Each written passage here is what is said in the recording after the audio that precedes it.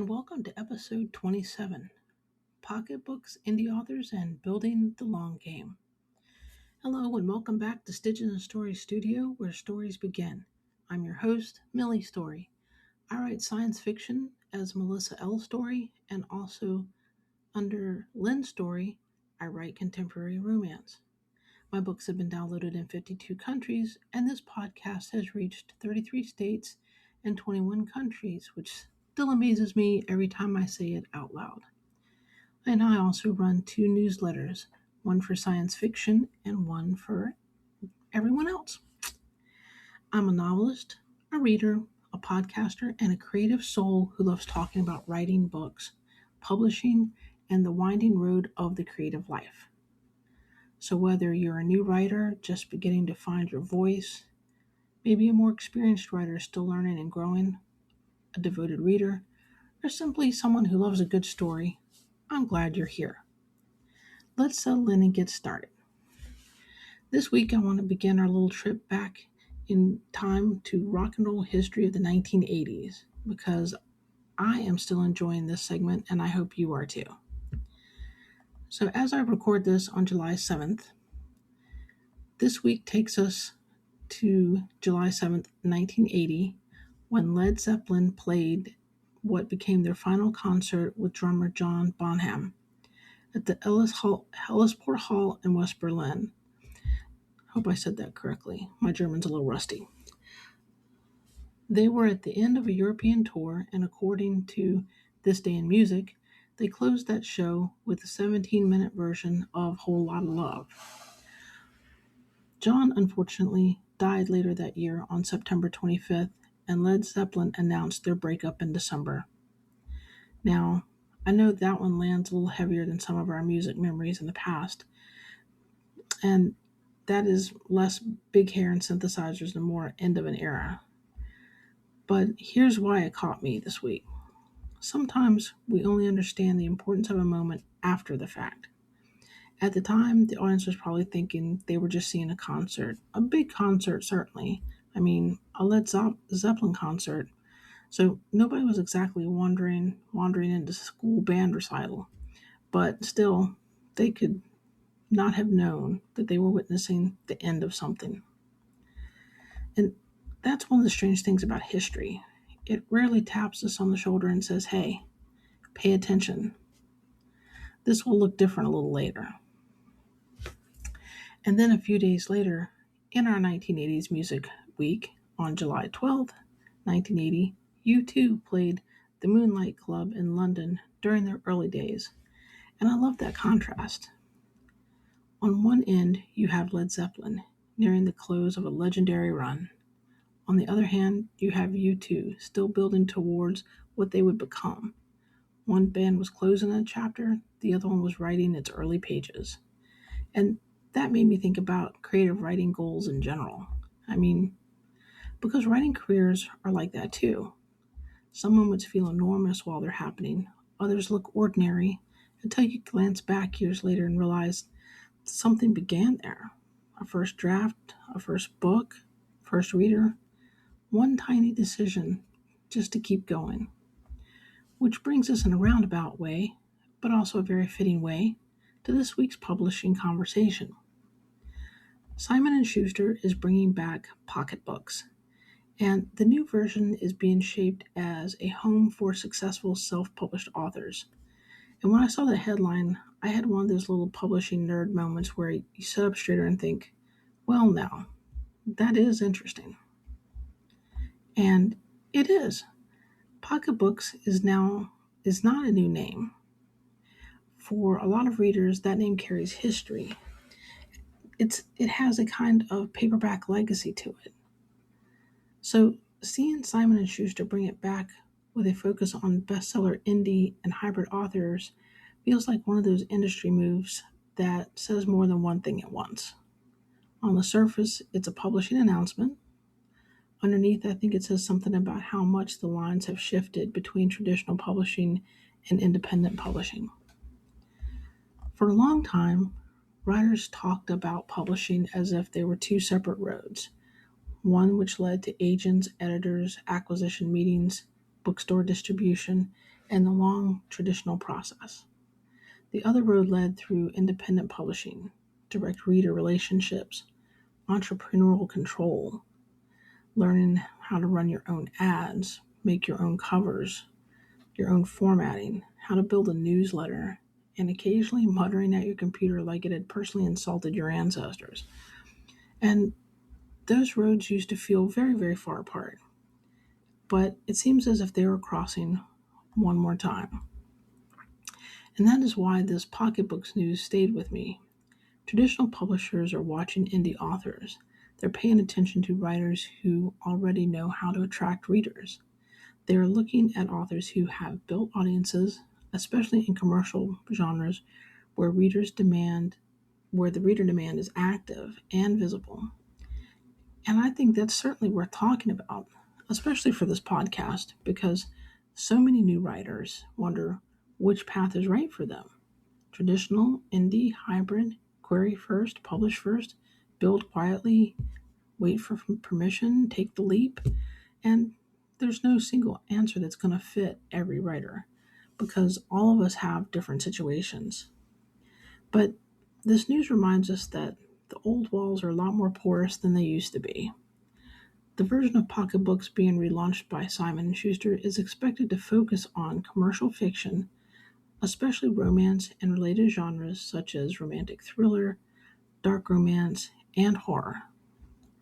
The first books are expected in January of 2027, with a plan for 2 or 3 titles per month.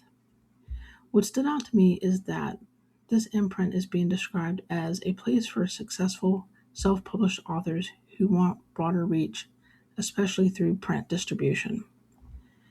And that feels a little bit significant because for years, some people treated indie publishing as if it was some sort of backup plan, the thing you did when traditional publishing didn't open the door. And in some ways, that is quite true. Um, but I think this new announcement shows that, while it was always a valid choice, it's no longer a backup plan. It's a conscious decision, and you just have to decide how much control you want over your career. The whole, well, I guess I'll do it myself path uh, isn't isn't looked down upon anymore, and it shouldn't be, and you shouldn't feel like it's second string. You should look at indie authorship and indie publishing as a very conscious choice. And I never thought that the whole second string attitude was very fair. Indie authors have been doing the work, they've been learning readers, they've been doing their own market studies, they have been building catalogs, testing covers, writing series. They study sales pages and they grow the newsletters, they find their own niche, and they prove over and over again that readers care more about the story, the voice, and the trust, and the emotional payoff. So now a major publisher is reviving a well-known imprint with successful indie author and hybrid authors in mind. That sounds like less like a consolation prize and more like proof of concept. And I want new writers to hear that clearly. If you're just starting out, this does not mean you need to rush out and become a best-selling author by next Thursday. Please do not do that to yourself. Thursday already has enough problems. What it does mean is that building your own readership has value. Learning how readers respond to your work has values, and understanding your genre. Creating a professional book and writing the next book has a lot of value.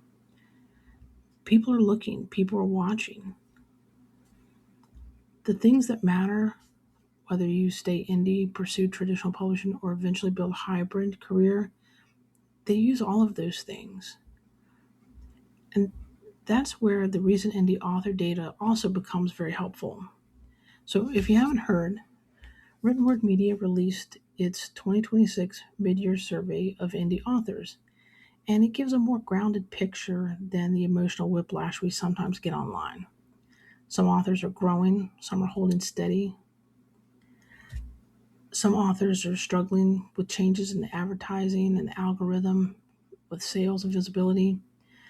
And the survey drew responses from 582 authors, and the headline numbers show that 44% said their author businesses was growing or holding steady, while 51% expected their income to grow in the next 12 months. Now, that is encouraging, and it also feels very real because most writing careers do not grow like fireworks. They grow more like my garden.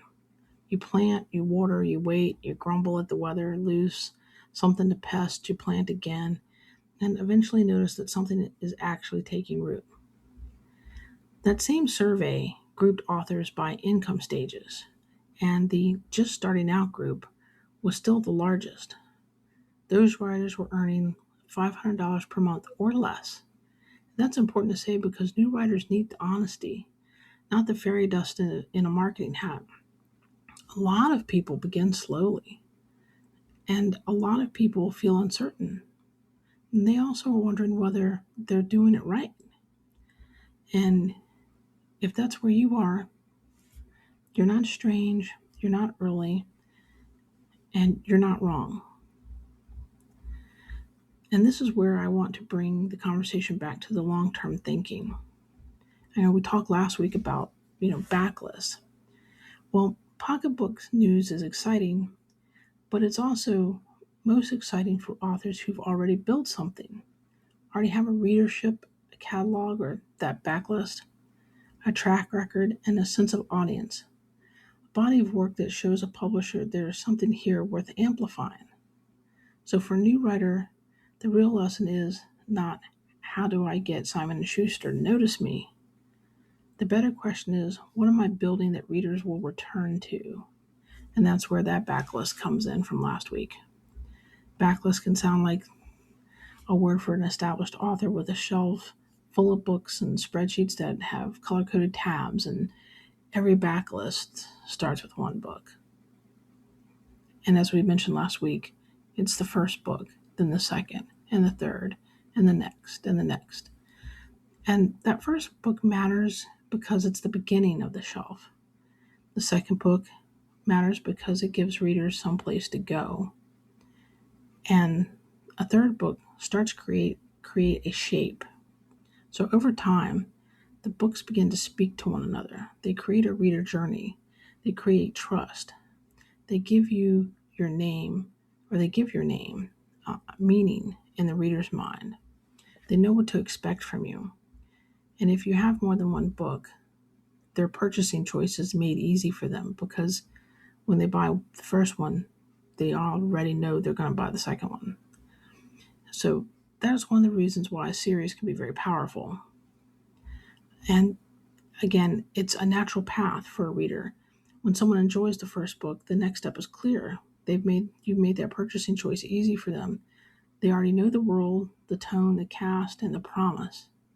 Mystery readers understand this. Romance readers understand it. Fiction and fantasy readers absolutely understand it because of the world building. And if readers love the world that you've built or the kind of story you tell, they're going to want more. But that does not mean every writer has to create a 10-book saga. Some writers build connected standalones. Some return to the same town or a same family, profession, some sort of theme, a certain emotional atmosphere. And some writers create a recognizable promise just through their voice alone.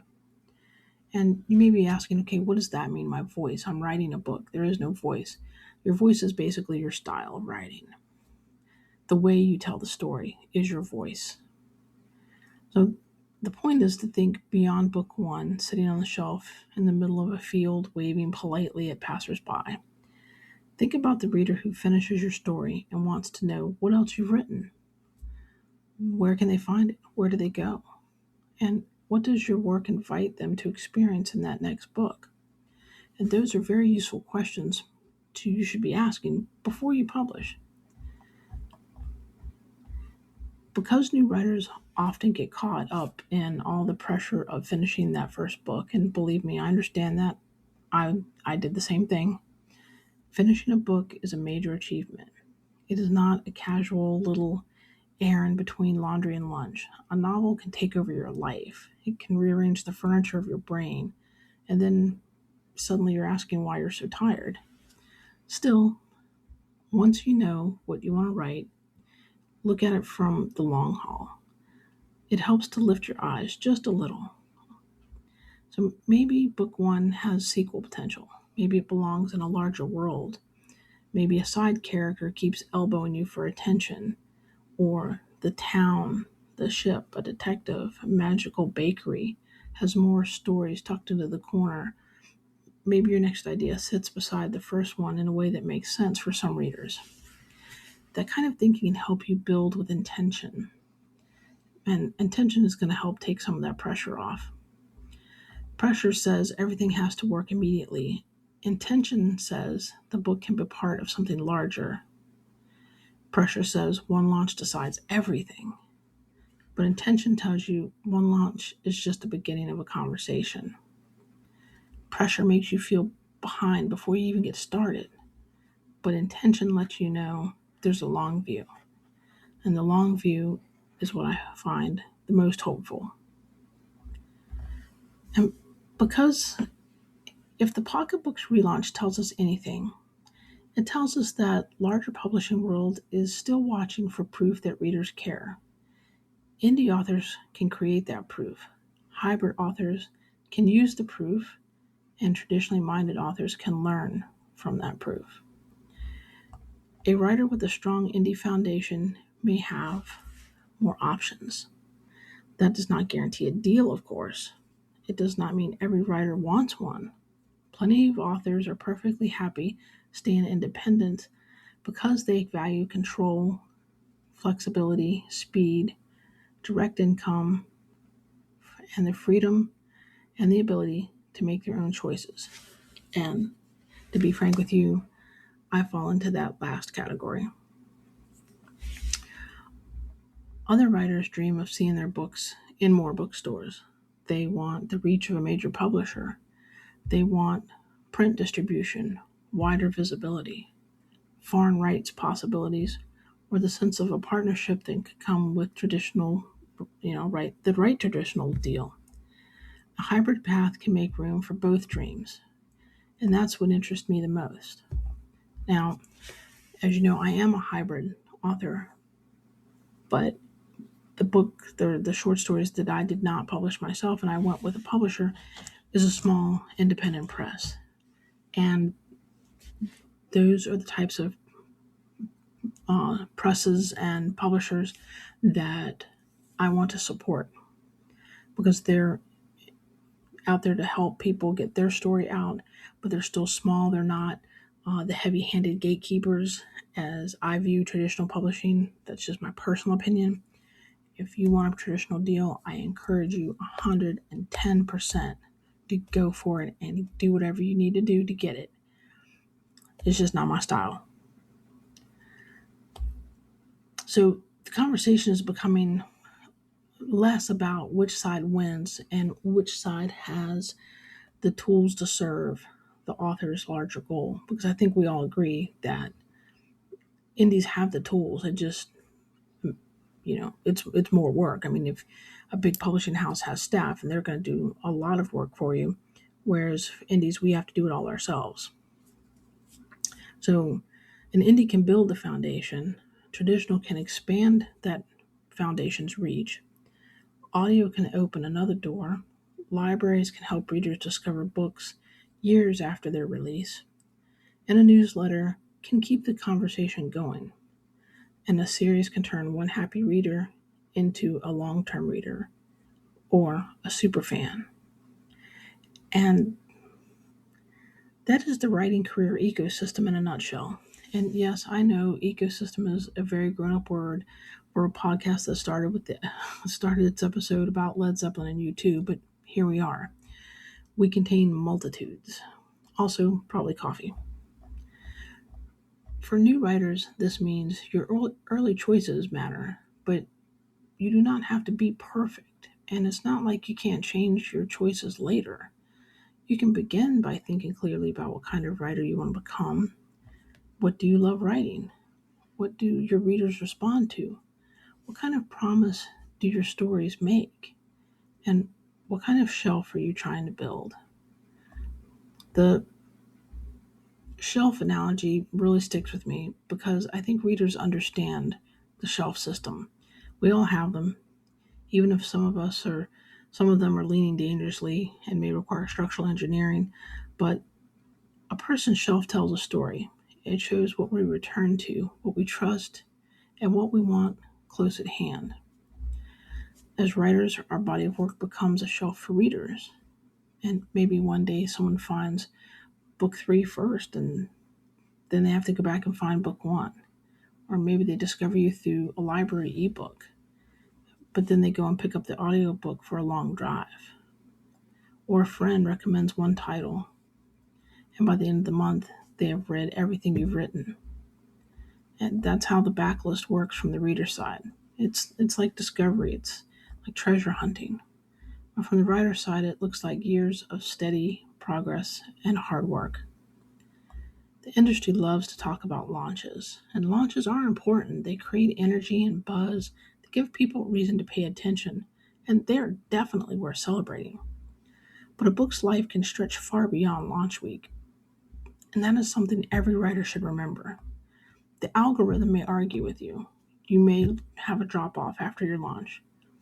That's okay, the book's still there, and it's not going anywhere. The first week is only the first week, and a first reader is only a first reader. And the first book is only the first book. It's a door to the rest of your writing career. And if you're new and still building, I hope that feels encouraging rather than intimidating. Nobody starts with a backlist. We talked about that last week. Nobody starts with their complete career. Even the biggest names began with early work, uncertain steps, and no audience. So think back to the story I told you about U2 at the show at the Moonlight Club. In 1980, they were still just becoming U2. They were playing rooms and finding their sound, building from one performance to the next. History makes it look inevitable later, but the people living in that moment, standing in that show, had no idea who they were watching, what would become of those guys up on stage. And writers, we do that too. We keep showing up before the shape is clear. We write the next chapter before anyone cares about the series. We publish the first book before we have a backlist. And we build the reader's relationship before there's even any momentum. And frankly, to me, that's what's building your momentum. And all of that is work. And this week's publishing news, for all its business language and imprint strategy, reminded me of something very human. Readers want stories, publishers want readers, and writers are trying to connect with them both. The tools keep changing. The paths they shift, the labels they multiply. Indie, traditional, hybrid, direct, wide, KDP, audio, print, digital, library, subscription. It can all just start swimming in your head. But under all of that, the heart of the thing stays beautifully simple. Write a good book. Learn your readers. Build with care, but above all else, keep going. Now, I know that doesn't sound flashy, and most lasting careers are built from very unflashy efforts. If you're a new writer listening to this and you're wondering, what does any of this have to do with you? Here's the part I hope you carry with you. Your first book is not small. It's a beginning. Your early readers are not small. They're the first people stepping onto the path with you. Your genre choice, your series ideas, your covers, newsletters, your voice, your growing understanding of the market, all of those things are just part of the foundation. And maybe you stay indie forever. Maybe you pursue traditional publishing. Or maybe, like me, you end up hybrid. Maybe your career takes a shape you cannot quite even imagine yet. Build in a way that gives future you options. And that's the real lesson that I take from this pocketbooks news. Indie success can create options. A strong catalog gives you options. Reader trust, a clear body of work, all of that gives you options. And for most of us, options are a wonderful thing. We're not trapped into any one model. They give us the choice as our work grows. The road may widen even though it feels a little narrow right now. But that's great news. It might not be easy news because writing rarely offers easy news. Writing is likely to hand you a cup of coffee, pat you on the shoulder, and send you back to work on your manuscript. But what about hopeful news? Yeah, I like that term, hopeful news. And this week, I'd love for you to think about your own writing life, looking at it through the lens of a building, not rushing or comparing, just building a solid foundation. And if you're working on your first book, what kind of door might it open? If you're already published, what does your shelf invite readers to do next? If traditional publishing is part of your dream, what could you build right now that might strengthen your position for later? And as a reader, I know that I love to know which authors have sent you hunting down their backlist. Who made you read one book and then immediately want the next? Who built the kind of trust that made you follow them from title to title? And I always love hearing about those sorts of stories because it tells us so much about how readers actually behave. And that's sort of a market study, is finding out how your customer behaves. So I want to thank you for spending so much time with me today. I hope this episode leaves you encouraged, especially if you're early in your journey and the backlist begins before it even looks like a backlist, and the series begins before you have enough books to count it as a series. But a career also begins before it looks like a career. It begins with the work that's in front of you. Before I sign off, I want to give a shout out to Heidi Manning, the Narrowboat Pirate. Love your videos on YouTube, girl. Love the rum. Keep up the good work. And until next time, keep writing, keep reading, keep thinking long, and keep building the kind of creative life that grows stronger book by book. And I'll see you in the next episode. Thank you for joining us this week at Stitches and Stories Studio. If you enjoyed this episode, you can find more conversations about writing, creativity, publishing, and the storytelling life in the backlist, available wherever you're listening today. You can also support the podcast by subscribing on Substack or by visiting Buy Me a Coffee. To explore Millie's books and short stories, visit stitchesandstories.com. You can also find her on Facebook, Instagram, and X as Melissa L. Story. For questions, comments, or podcast sponsorship opportunities, please reach out by email at millie@stitchesandstories.com. Thanks again for listening to Stitches and Stories Studio, where stories begin.